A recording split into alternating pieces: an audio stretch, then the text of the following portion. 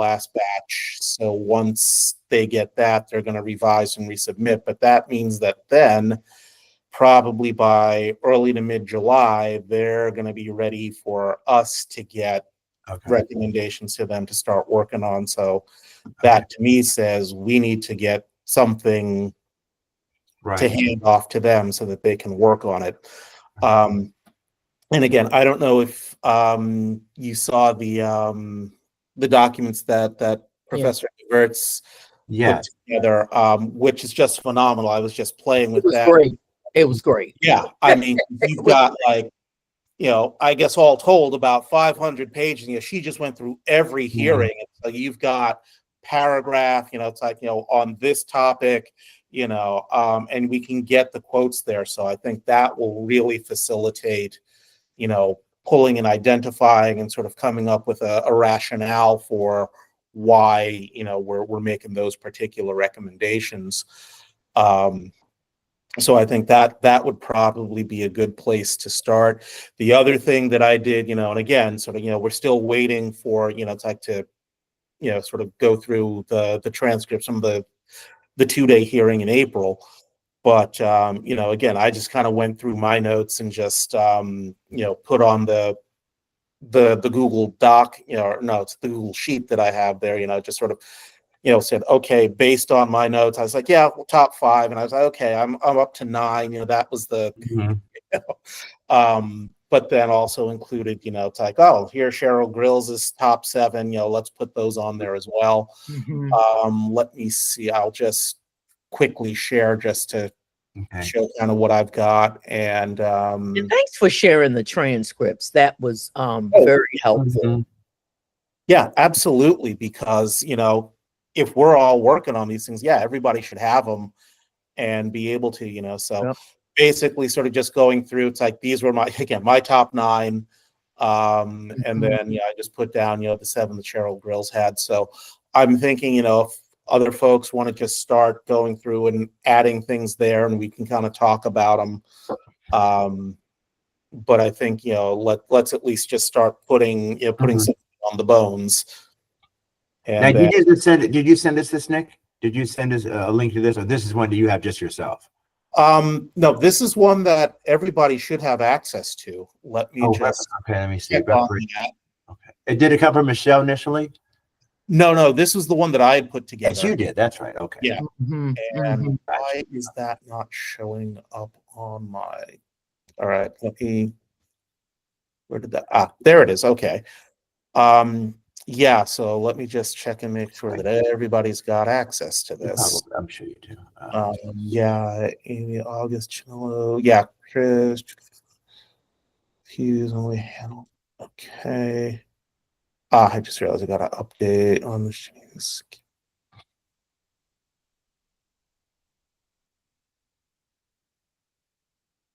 Yep. Okay. You both have. Yeah. So everybody's got access to it. Okay. So yeah, I think it's just a matter of, and again, it's on that last tab, for hearing recommendations.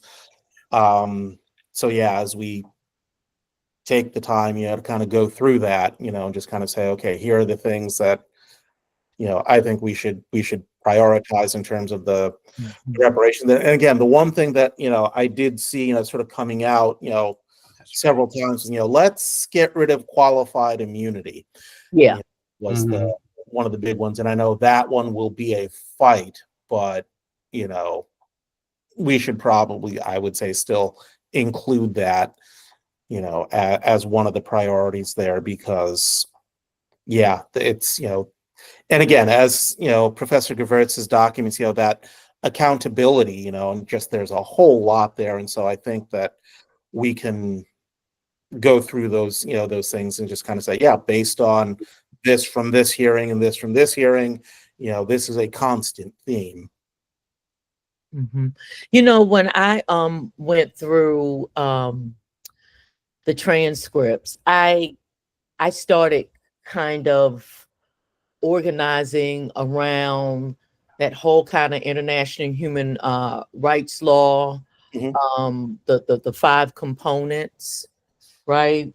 So that was the restitution, the compensation, the rehabilitation, the satisfaction, and the guarantees of non-repetition. Mhm. I started thinking, I know these are very specific, and I had many of those same things, but I started putting them kind of in buckets, right? Mhm. So there's kind of like this whole education arm, right? And then there's like the mental health, trauma, the wellness centers. Then there's a whole piece around criminal justice, you Mhm. know, and then around businesses, also like around families and children, and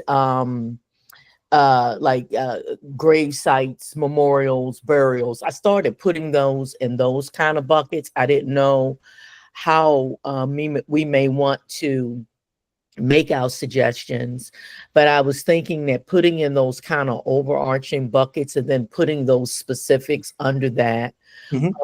could maybe be a good way that things would be readable and easy for people to access. Yeah, Right. that sounds fantastic, actually. Yes. So I guess what I could do, I don't know if you want it in this document, but for the next meeting, maybe I can put together like a little kind of graphic or flow chart that's kind of outlining those things. Mhm. And then I could put just my recommendations that I was thinking specifically like you did here. Mhm. And then maybe, you know, all of us could pull together something and we could group it in buckets if that's what you all want to do. I think that's a great idea, because again, I mean, with the document, we've got, I've got it sort of broken down in these other categories, but that doesn't mean that we can't have other models and other ideas. And again, it's sort of the more that we fill this out, I think we're going to see, overlapping and consistent Right. themes. So Right. that I think would be ideal. Okay. I'll work on that so that we'll be ready for the next meeting, and I'll Okay. have that kind of outlined. And again, like in a diagram form that hopefully that'll be helpful to Yeah, people. that would be fantastic. Um, yeah, because as I said, I think, just sort of getting, you know, more of our ideas out there so that it's not just, hey, this was just off the top of my head or whatever, but Right. this is actually, we, as the committee are putting stuff together and sort of and building it up so that it really does become, sort of a collective product. I also pulled some examples, Mhm. right? So I looked at Maryland has some specific laws around taxation as it Mhm. relates to those who are either victims of the Holocaust or descendants or spouse of a Holocaust victim. So I pulled some statutes in the Tax General article that lay out specific language on how their federal adjusted gross incomes can be adjusted and Mhm. they not be taxed on certain things, Mhm. as well as when it comes to some of their reparations payments. And I just pulled that because possibly these are some of the things, some of that came up too in some of the testimony Mhm. about taxation. And so I thought maybe this might be these two statutes. So they're out of the Tax General Mhm. code. They are 10, I'll make sure you have it, 10207 and 7203. Okay. And they specifically state specific tax breaks or tax relaxation for Mhm. those who are Holocaust victims, their spouses or descendants. And so Okay. this is some of the language too that we could propose because this is good law. Yeah, no, absolutely. And then, that just, here in Holocaust, like, well, let's talk about, America's Black Holocaust Museum in Milwaukee, which was founded by Dr. James Cameron, the late Dr. James Cameron, who survived, the attempted lynching in, where was it, in Indiana. So again, if we want to talk about that, it's like, okay, yes, we have this for Holocaust survivors. Well, let's talk about America's Black Holocaust and how that plays itself out in Maryland in the form of racial terror. And they use language, just like to give you just a little language. I won't read the whole thing to you. I know it may be. But they say things like, and this is for subtractions from the federal adjusted gross income. Mhm. Like, so they're defining a Holocaust victim means an individual who died or lost property as a result of discriminatory laws, policies, or actions targeted against discrete groups of individuals based on race, religion, ethnicity, sexual orientation, or national origin. So all of that language is actually included in these statutes where Yeah. they are getting levels of tax relief.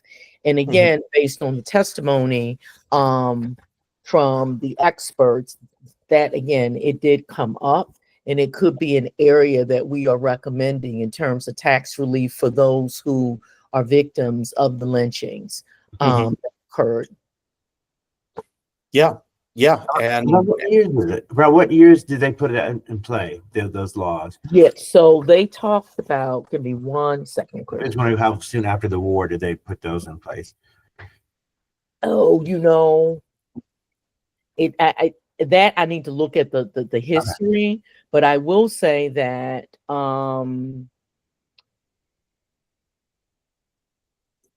they said, they talked about a lot of things, but they said Holocaust victim by European insurance companies prior and during World War II. So they have specific like years too in the statute, just like we have specific years in the lynching truth and right. They have specific years in here, but I could research and say how, when is this? I'll research and find out when it was implemented, but it's been in place, I do believe, for a while, because I came across the statute some years ago when I was doing some estate and trust work, and I saw that specifically, and I said, let me go back to that, because this is about property that was taken, right. Or like the other statute is about reparation, like the payments that they received, that can be tax exempt, and it can be for a finite period of time. But again, it says, what is this? Income of an individual related to tangible or intangible property that was seized, misappropriated, or lost as a result of the actions or policies of Nazi Germany toward a Holocaust victim. And then they go on. Okay. Other information. So it's very specific.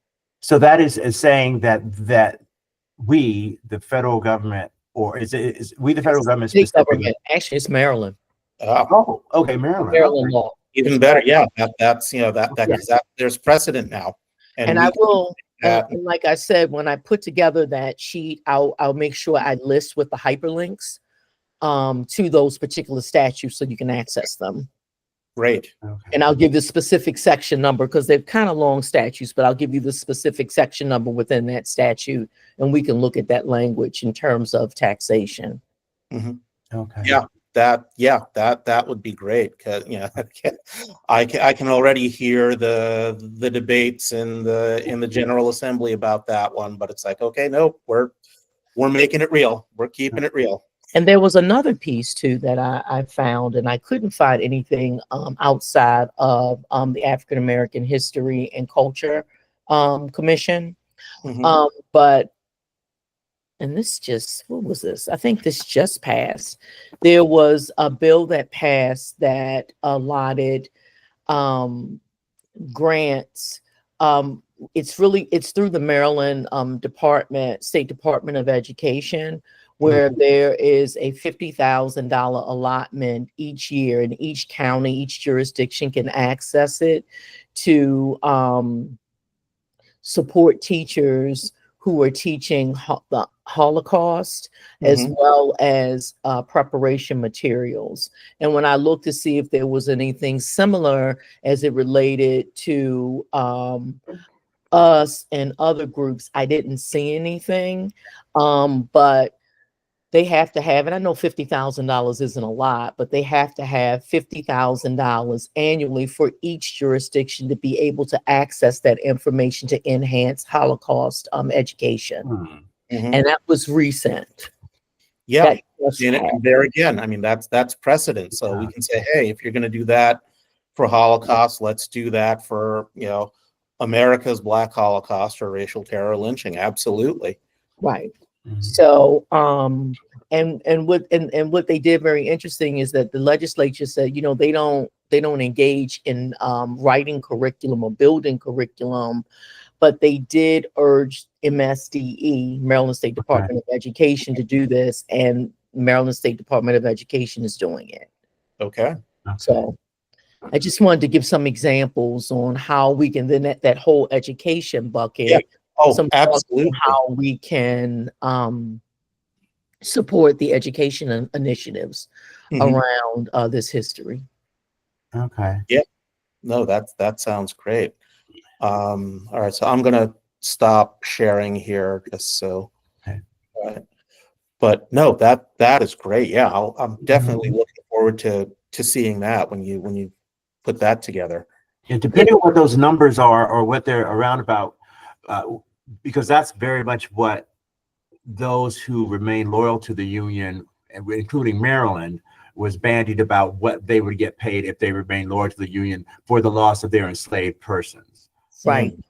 So, and then now it Right. didn't happen specifically for Maryland, it only happened for DC, but still that's why we have state statistics. And so at some point, we will probably have a value attributed to all these people who were enslaved. And so then one could look at that to be, well, what's this? What does that mean as far as the overall reparations that we're looking at, and to see if this person who was lynched is a descendant of somebody who was enslaved, Right. or free black, or things of that sort. So Right. again, there is something that the state of Maryland, there is something that the country did do for those persons of we can say of African heritage, to pay back those people who were their enslavers during that time. Right. Mhm. Exactly. So I'm going to continue to try to look for other examples. I tried to just stay in Maryland, because we're Maryland specific, but I'll also look in other jurisdictions to see possibly what they have, and I'll look at other groups as well, to give us some real hardcore tangible examples, and probably language that'll help us craft some things as well. Yeah, absolutely. Thank you so much. Yeah. Okay.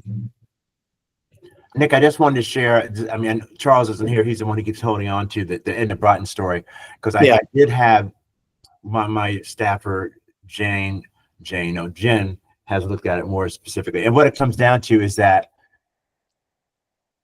Edna was killed. Edna seems like such a mature name for a little girl. Yeah. Edna was killed by that Mrs. Manton, or whatever her name is, Nelson. Yeah. On the way were people trying to find him.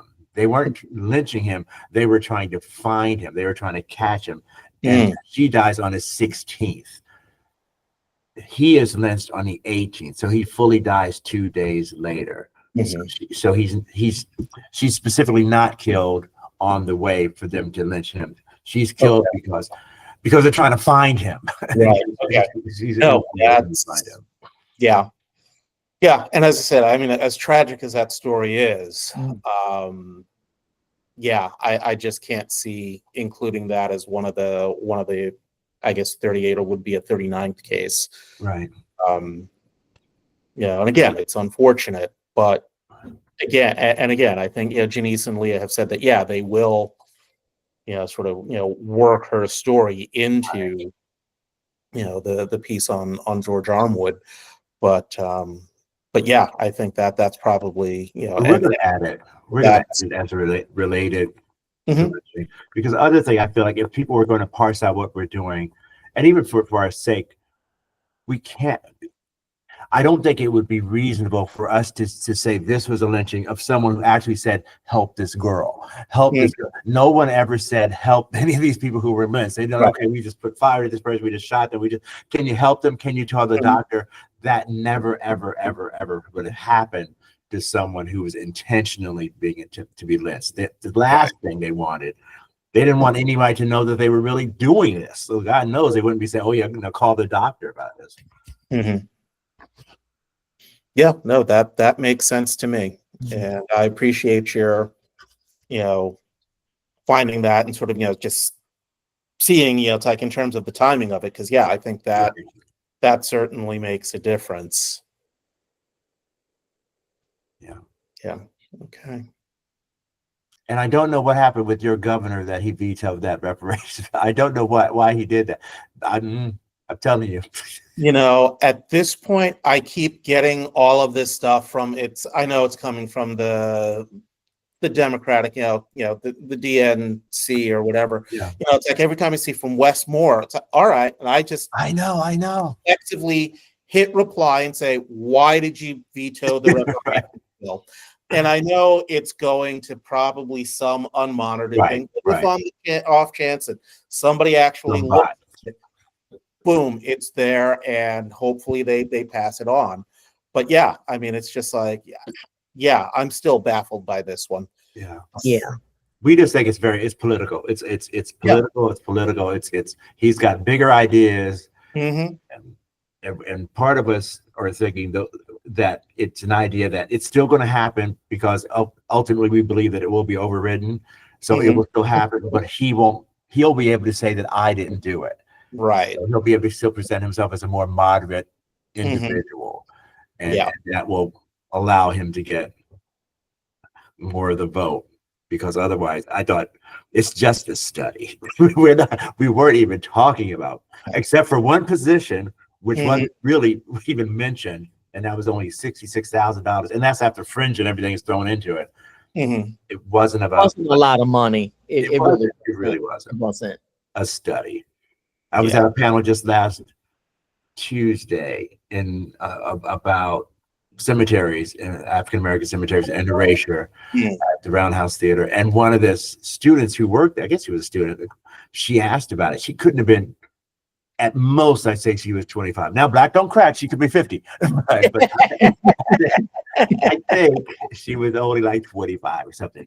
And she said, well, I actually work here. She's taking pictures. And she said, in light of the governor's veto of the bill, of the reparations bill, which, and she said herself, which really was a bill only about studying reparations and what could be done, and not about the money. What I think, to some degree, what do you think that means? What do you think was the reason because of that, and where do we go from here? And I thought that was really great. That, for one thing, a very young person brought this up.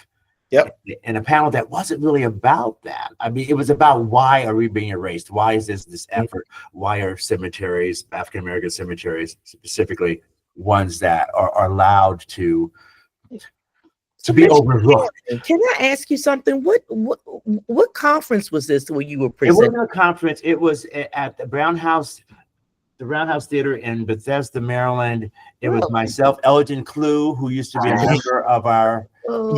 He was. Dr. Cammy Fletcher was there. Did Yes, she he sure was. He sat right next. Yeah, she was just telling me about that. Okay. Yeah, that was the one. That was the one. Okay. And it was really well attended. We had, like, they say 270 people. It's a short film that was written directed by L. Page Whitney, I think it's Whitney, about this Montgomery County area where they have a beneficent society, and how they help keep people together and form the church, form the cemetery, and are trying now to find the names and the final resting places of the individuals who were buried there, and moving forward to keep that going. So it certainly seems along the lines even of what we're doing to some degree, keep the names going. It's a huge issue. It's a huge issue. I represent historic Black cemeteries, so okay. I do legal work for the Black Cemetery Network. So I do a number of legal consultations, and you're right, it's happening everywhere. It's like systematic erasure, and it's really sad. So I was interested, but like I said, I just spoke with Dr. Cammy Fletcher the other day, and she told me about that. But yeah, it's work that's very near and dear in my heart, and that I'm doing. Okay, excellent. Yeah. Yeah, that's great. It's also part, I think, of some of this lynching. Oh, for sure. Areas, and they left these cemeteries that they, because they left the areas. So all of this too, and that came up into Sherilyn Eiffel's Mhm. testimony when she talked about the importance of having gravestones and proper burials. Mhm. So again, that's part of what I'll put on the Yeah. diagram sheet. But yeah, Mhm. Yeah, I think, talking about, protection of African American cemeteries. Yeah, yeah, absolutely. yeah. And people leaving the areas because of Right. the racial terror lynchings, you Mhm. know, and also, moving of with the employment opportunities being scarce and having to leave. So Right. yeah. All right. No, this is all good. Um, you Thanks know, for putting that matrix together though. oh, Because Oh, yeah, sure. I hit a lot of the same points, so Mhm. helpful. So I'll if you don't mind, I'll pull that too into what I do. What you absolutely. have. I think you should have editors, so you could go in there and kind of just start changing things or adding things as you think appropriate. That's fine. Okay, this will work. Yeah. This will work. We're moving along. A lot has been Yes. done, really. We are. Yeah. A lot, yeah. A lot has been done. Yeah. What is say? We've come this far by faith. Right, right. Yeah. So many things I sort of want to say, but I think, oh, that's right, we are being recorded. So 50 years from now, people are going to say, what about who? Who is that? I'm just quoting the spiritual. We've come this far by faith, leaning on the Lord. Right. What was going on then? What? Yeah, Yeah. yeah, This if is you're great. around. We've come this far by faith. Yes, Yeah, we right. This is great. 2025. have. I'm not going to sing it for you, but yeah, you know what I'm talking about. Right. Exactly. Exactly. All right. Well, I guess since it's just us three, I can give you about a half hour of your life back. Okay. Thank you. All right. My pleasure. Thank you all for taking the time. I do appreciate it. Definitely, for Yeah, sure. no problem. And I'll have that done when we meet next. Okay, that sounds great. So Okay. yeah, in the meantime, I'll get a few other things out, and yeah, we can hopefully have another robust conversation, next go round. Yeah, this was great. It was. Thank you both. Okay, And well, have a thank you all. wonderful weekend. Why is this museum built in? And this is a silly of me to ask this, but now I am. The why is the Black Holocaust Museum in Wisconsin? Because that was where James Cameron ended up settling. Okay. And he, again, at some point, he went to Yad Vashem and saw that, and he was just like, well, why don't we have something like that for Black folk here? And so he, sort of made it his life's work to get the money together to get that museum together. And yeah, it's been a fixture on the north side of Milwaukee and the Black community there for a lot of years. Oh, And wow. yeah. I mean, had I stayed at Marquette University, in fact, actually, when they asked me to do the African American history course for the graduate students, um, I had set up the syllabus so that, okay, we're going to do oral histories and we're going to Nice. base the ABHM, and folks are going to go into the Black graduate students were scared out of their minds because, again, yeah, big private, predominantly white institutions like, what, you're going to have us go into the Black neighborhoods? Wow. Yep. Mhm. And it didn't come to pass because I got the job offer at Ohio University, which at that point was one of the top 10 African studies programs. Sure. So they were all breathing a sigh of relief. Wow. Yeah. Wow. Yeah. But no, I had worked, done a couple of things with them, and actually got to meet Dr. Cameron before he passed. Oh, wow. But yeah, it's That's great. yeah, I mean, if you're ever out that way, it's definitely, and again, it looks like they've moved into a better space, and hopefully that means they've expanded their exhibits. But yeah, I definitely worth checking out if you're ever out that way. Mm-hmm. Okay. Yeah. Thank you. Yeah, thanks for letting us know. Yeah. Yeah. Oh, of course. Put it on my line here. Okay. See it. All right. Well, have a wonderful weekend. You we will see you, See each I other. guess, 16th with Colonel Butler.